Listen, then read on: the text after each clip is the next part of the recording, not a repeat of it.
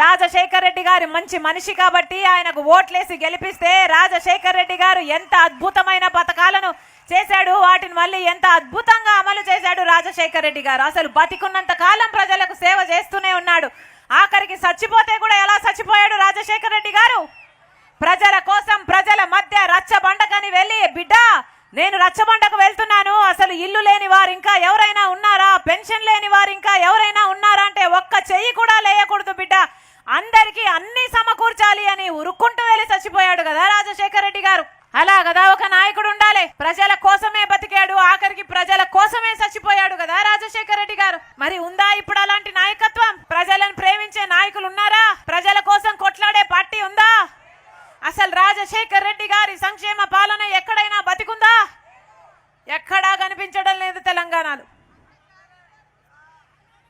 అందుకే రాజశేఖర్ రెడ్డి బిడ్డ తెలంగాణలో పార్టీ పెట్టింది అంటే ఎందుకు పెట్టింది? రాజశేఖర్ రెడ్డి గారి సంక్షేమ పాలన తిరిగి తీసుకురావడం కోసమే రాజశేఖర్ రెడ్డి బిడ్డ తెలంగాణలో పార్టీ పెట్టింది. ఎందుకంటే నేను రాజశేఖర్ రెడ్డి బిడ్డను, ఈ తెలంగాణలోనే పెరిగిన, ఈ తెలంగాణ గడ్డ మీదనే చదువుకున్నా, ఇక్కడనే పెళ్లి చేసుకున్నా, ఇక్కడనే నా కొడుకును గన్నా, ఇక్కడనే నా బిడ్డను గన్నా.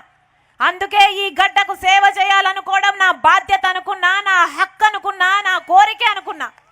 అందుకే వైఎస్ఆర్ తెలంగాణ పార్టీని రాజశేఖర్ రెడ్డి బిడ్డ స్థాపించింది. మళ్ళీ రాజశేఖర్ రెడ్డి గారి సంక్షేమ పాలన తేవడం కోసమే రాజశేఖర్ రెడ్డి బిడ్డ వైఎస్ఆర్ తెలంగాణ పార్టీని స్థాపించింది. హాయ్ ఫ్రెండ్స్, మా టుడే టుమారో యూట్యూబ్ ఛానల్ చూస్తున్నందుకు చాలా థ్యాంక్స్. మరిన్ని లేటెస్ట్ వీడియోస్ కోసం వెంటనే సబ్స్క్రైబ్ చేయండి. అలాగే ఈ బెల్ ని కూడా రింగ్ చేసేయండి. మా నోటిఫికేషన్స్ అన్ని మీ మొబైల్లో వస్తాయి. అలాగే మా వీడియోస్ మీకు నచ్చితే లైక్ చేయండి, షేర్ చేయండి, నచ్చకపోతే కామెంట్ చేయండి.